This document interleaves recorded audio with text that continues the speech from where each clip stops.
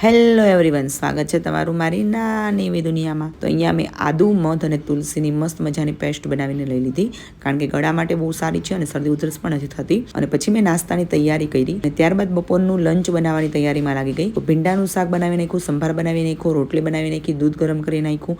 અને આ બધું કરતાં કરતાં તો બપોરના ક્યાં 12 વાગી ગયા તે મને ખબર જ ના પડી. અને પછી ટ્યુશનવાળા જે છોકરા આવેલા હતા, એ ટ્યુશનવાળા છોકરા પર ટ્યુશનમાંથી છૂટવાનો ટાઈમ થયો હતો. તો જીયાન્સી બધાની વોચ રાખતો હતો. અને અહીંયા હું ફ્રૂટ લાવી હતી, તો ફ્રૂટ મેં ધોઈને નાની એવી ટેણકી એ મોડાકતનું પૂજન કરવા મારા ઘરે આવી હતી. એ મસ્ત મજાનું પૂજન કરતી હતી. હજુ 1 વર્ષની પણ નથી થઈ. અને પછી મને નેલ પોલિશ કરવાનું મન થયું, એટલે મેં નેલ પોલિશ કરી નાખી.